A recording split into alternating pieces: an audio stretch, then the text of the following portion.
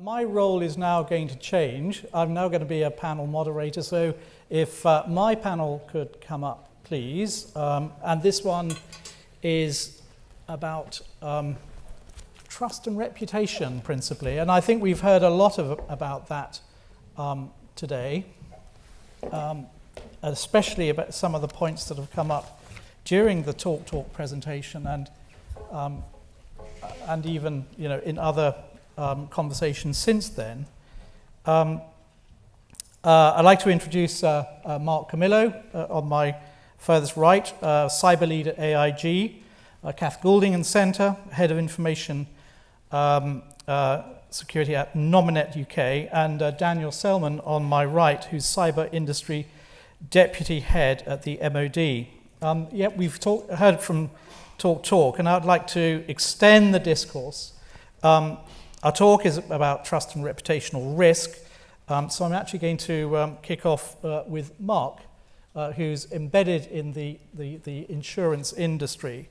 In terms of the businesses that you insure, what is the view you take on them as you go and visit and work out how to encapsulate your risks? Is cyber insurable, for example? Especially into trying to quantify the financial effects of a cyber attack on people like Talk, but others as well. Mm-hmm. No, so although cyber insurance is still sort of relatively new in Europe, it's something that we've been offering since the late 90s. So we have almost 20 years of experience writing cyber insurance. And we found that the key thing that we're looking for is really, does the company have a good culture around information security? And it's going to be different. The underwriting process is going to be much different depending upon the size and the industry that the company is in, as well as their geographic footprint. So when you think about insurance, it typically comes down to a few factors that really drive the premium and the limits. When you think about life insurance, it's typically the gender, your age, weight, do you smoke, and that gives you a rough idea of what the premium is going to be. When you think about cyber, it really comes down to revenue, industry, and geographic footprint. And the way that we're going to underwrite the risk is going to be different. So if it's a small company, we partner, for example, with IASME. So as part of the Cyber Essentials, which has been discussed, if a small company actually goes through and becomes Cyber Essential certified, then they automatically get a small level of insurance as part of that package. Conversely, if we're looking at a large credit card processor, it's going to be much different. They're going to complete a proposal or an application form, and then we're typically going to do some sort of assessment. And that's typically going to be a conference call with the chief security officer, the chief privacy officer, and then really to understand, again, drilling down, asking questions to try to get to security. I will say that a lot of the carriers are looking at third-party tools. So, for example, there's companies out there like Security Scorecard and BitSight that you can think of as similar to individuals where you score your credit and you go to the credit bureau to pull that credit score. They're actually creating IT or cybersecurity scores. And so we use scores from both. And it gives us a rough idea of how a company is sort of handling their information security. And if you haven't seen your BitSight or Security Scorecard score, I would recommend that you at least pull it so you have a general idea, a rough idea of what that score looks like. And granted, there may be some inaccuracies in that, but we typically would try to drill down with respect to the conference call to try to get at that, to understand, is the company doing the right things. From an insurable standpoint, the insurance has evolved quite a bit from when it was first introduced. It was really, when it first came out in the late 90s, it was really designed to fill the gaps or the perceived gaps that were in property and casualty coverages. And since it has expanded to pick up things, like outsourced service providers, or cloud providers, it's also extended to pick up things like, goodwill coupons, which was discussed earlier in the Talk example, so that when you've had an incident, if you proactively provide some sort of goodwill gesture, the policies can respond to that. Typically, they're responding to the non-physical damage, loss of income, so covering things, the additional expenses in terms of dealing with the incident, from forensics to PR expenses, to crisis consultants, to legal guidance. That's all being picked up, in addition to cyber extortion, as well as the legal liability that could result. But I think the important question is not whether or not you have cyber insurance, is to understand what your cyber exposures are, and there may be elements of cyber insurance within other policies. So if your main concern is, as a small business, somebody hacking in and stealing money, Well, you may have coverage underneath the crime policy. So you need to look at that to see, do we have a crime policy that extends to computer fraud and wire transfer? Or if the concern is a manufacturer or something exploding and causing bodily injury, property damage, it's drilling down and understanding, is that excluded in our existing policies, or do we have affirmative cover? So it's not an easy question to answer. It's again, it's taking a step back, looking at the exposures, looking at all your policies across the organization and determining if you have the right level of coverage. Thanks very much indeed. Thank you. Kath, you lie at the heart of managing, as Nominet, managing the technology that underpins the World Wide Web. I guess you're in an interesting position in this trust and reputation debate, because actually 80% of the public, who are the mass users of the internet, don't actually know the role or the fact maybe that you actually exist. They just hope to trust that the World Wide Web will work for them when they press send or when they want to download anything and so on. How do you deliver on that implied trust, and how do you take into this account, because you are essentially a not-for-profit organisation? How do you take into your business planning and your business assessments and risk assessments this trust and reputation thing? Yeah, it's. I think the domain name industry is really narrow. We often say we're the smallest company that everybody relies on, but nobody's ever heard of. But .uk passes through everything. I expect everybody here in the room owns either a .uk or a .com, maybe a .org or a .net. But the domain name industry, I think, really does illustrate the trust question very well. So you'll all get the kind of phishing emails or dodgy URLs, and you probably don't think about it, but you will say, oh, .cc, .ru, do I really trust that? It might make you pause. And there's a whole, don't know if you know, there's over 1,000 TLDs available now. You can even get .london, you can get .horse. Would you trust those more or less? Not sure. Has anybody heard of Tokelau? No, it's the second biggest country code top level domain in the world. It's actually a small island, part of the New Zealand territories. It's only got 1,400 inhabitants, but they are owned by a Dutch company and they're offering domains for free. So obviously it's used massively by spammers, which isn't actually illegal, but you can see that the amount of domains that spammers used is absolutely huge. So in that kind of trust, you probably don't trust .tk as much as you might have as .com.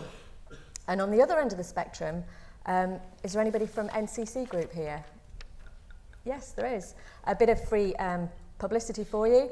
There is a .trust domain that you can now get. An NCC Group have put around this whole huge assurance model so that the public can really trust that .trust domain, whether it's cath.trust or British Airways.trust. Anybody can apply, but you have a high level of assurance for that. But what comes with that is a massive cost. So your numbers aren't great. Would that be correct? No. They're not great, and that illustrates the point where it's a balance between, you don't want to price yourself out of the market. The Chinese a few years ago, they had quite an open registry, and they clamped down on some of their policies, and as a result the domain names tailed off, so it didn't make business sense at all. So what we do at Nominet, we strike a balance. So on the one hand, we've got sort of law enforcement and CPNI are here. We act as critical national infrastructure. Even though we're not labelled as such, but we do act that. We understand our importance. But if it was up to law enforcement, it would be, can you provide your passport, your DNA, just in order to buy a domain name? But a domain name is cheap. It's only £5 for a .uk domain name. So it's not feasible to do those things that law enforcement would wish. And we've also we don't sell directly to the public, we sell through our channel, which are registrars. They're commercial companies and they've got slim profit margins, so they can't always pass on some of these tighter policies. So we have to strike the balance between making it something good for the market, but also that is protected. Thanks so much indeed, Kath. And now talking about market and maybe carrots and sticks, we've heard some carroty type sort of stuff. But Daniel, if we could, can I ask about MOD relationships with your supply chain? You know, how do you consider cybersecurity culture, breach history when determining whether you let a contract to a supplier in the defence sector? You know, and how do you manage cyber perhaps to incentivize, or how do you perhaps incentivize that supply chain to have a better kind of cyber response, as it were? Thank you. So the truth is, to date, it's not been something that's been given a huge, certainly not across the board visibility or impact. Undoubtedly, sometimes on a case-by-case basis, there could have been some exceptions made. But that is something we've been addressing in defence for the last couple of years. I've been involved with a piece of work called the Defence Cyber Protection Partnership, the DCPP, which is an MOD and industry joint initiative, initiated by Philip Hammond when he was Secretary of State for Defence, tasked with basically getting a grip of the challenge of improving the levels of cyber assurance in the supply chain. For that very reason, that he and the department and ultimately the UK needed greater confidence, greater assurance that the supply chain was protecting itself, but ultimately our information from that threat. So we've developed what we call a cybersecurity model. It's a 3-stage process. It begins with a risk assessment, so sets a level of cyber risk for every contract, sets out then in a set of cyber profiles the steps, the controls that a supplier will be required to take, and that begins with the Cyber Essential scheme, so we're wholly consistent with the wider government agenda, but then layers on top, as the risk increases, additional controls to reflect the fact that the defence environment means that a supplier is likely, or in some cases will face, a greater and more sophisticated threat. And then it concludes with a supplier assurance questionnaire, which is the way that the supplier demonstrates their level of compliance to us in defence. So this isn't yet up and running. We have, as a first step, initiated requirement for Cyber Essentials, but once it is in place, then what it will give us is, as part of the procurement process, on every new requirement, an assessment of the level of compliance of the potential suppliers and ultimately the successful supplier. So as I said, it's something that's very much on our radar, and we now have got a process through which we will be able to achieve that greater level of assurance and greater level of confidence. Because as you say, actually, that level of trust is absolutely key. You know, the scenario we always sort of hark back to is that there could be, in the case of defence, there could be a new piece of kit being developed at the moment. An adversary compromises that, but we don't understand or we don't realise. We come to use it in an operational theatre for the first time in, say, 3, 4, 5 years' time, and it's only at that point that we discover our enemy understands its effects, is able to nullify them, and we lose the operational advantage we hope to achieve, and that could have impact on life and limb. So it's not just about financial numbers for us, it's about a lot more than that. Thanks so much indeed. I'm just going to come back to you, Mark, because I think there is a point about, you know, how you make up your, you know, how you make decisions about the risk that you are running as an insurer. If you were to get, I hope this is not a sort of, I'm not sort of suggesting what the answer should be, but there must be you know, kind of 2 types of industries that, you know, ask to be insured. One is, you know, they've got this good cybersecurity culture, and one is that they kind of don't. And the good one being management at the board level, and it goes all the way down. Is that a reality? Is that something you can detect? Is that, you know, is that something you take into your decision making, i.e. whether there is, you know, or do you look for a really good talent in the technology cadre, for example? Yeah, and again, on a case-by-case basis, again, we look at, you know, those companies that demonstrate that they have good cybersecurity maturity, that they have good cyber hygiene. Typically, you know, when those companies look for quotes, they're getting, you know, more competitive pricing from the market. They're able to build larger towers of insurance. They're able to get better pricing. They're able to get better deductibles. So that is factored into the underwriting process.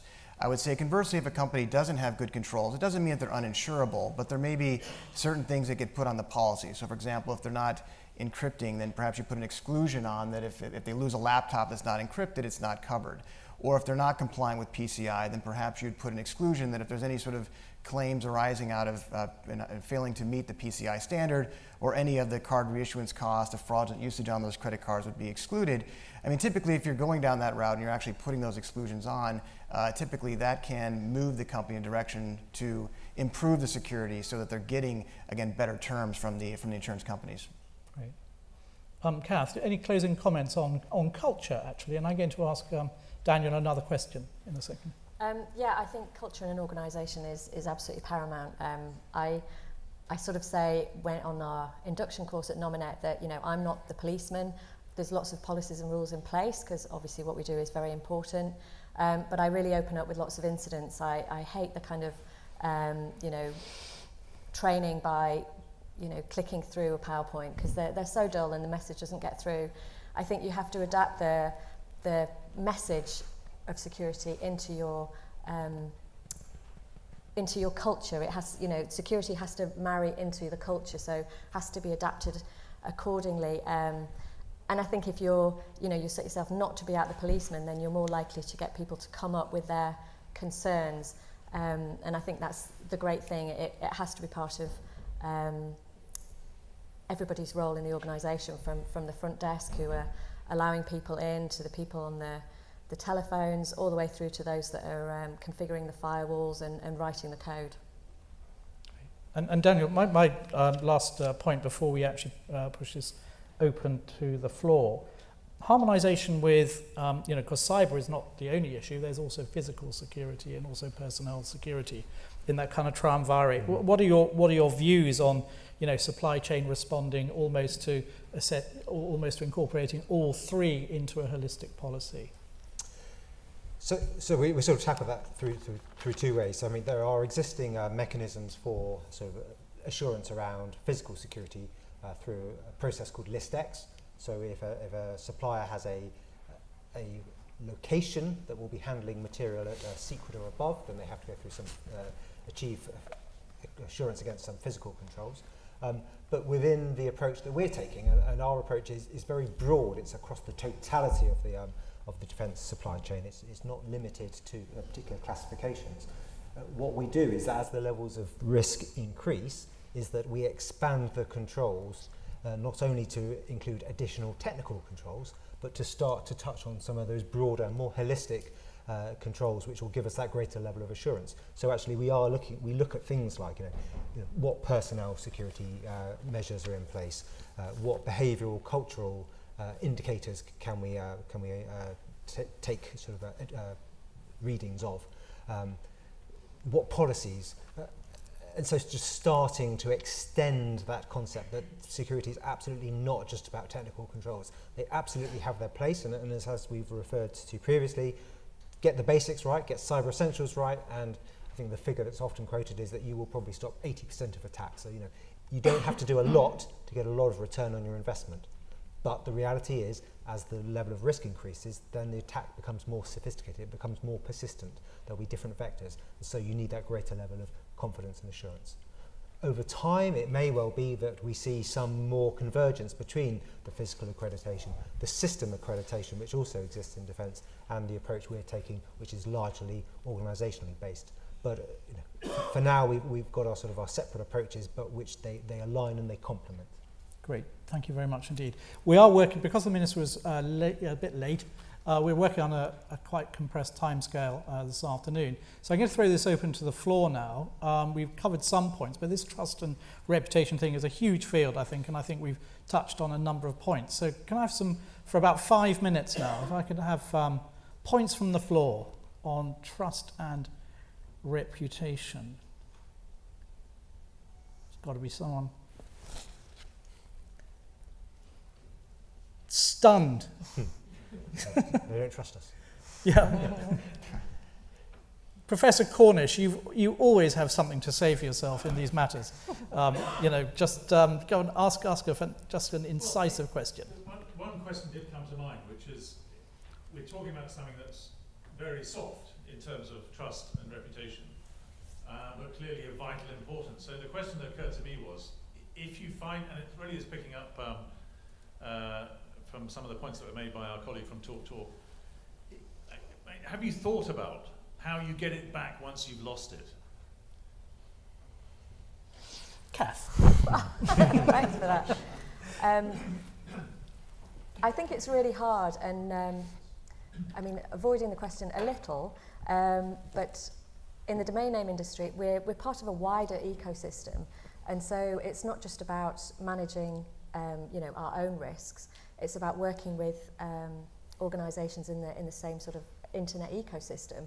So if, and it did happen, eBay.co.uk went down. Doesn't matter whose fault it wasn't ours, but it affects our reputation as well. So gaining it back, I mean, for .uk, I think we're sort of quite unique. I'm not sure how it would damage us, definitely. But yeah, it's really difficult to say. No, I would say from the insurance side, one of the areas that has developed is that, and most carriers are offering not just to have the insurance policy, but what's becoming even more critical is having the first party response. So when you've had an incident, within an hour, being able to have access to forensic experts, legal experts, the PR crisis consultants. If it's a cyber extortion related event, having those crisis consultants there to really start helping out in terms of how you're going to game plan and manage this whole thing.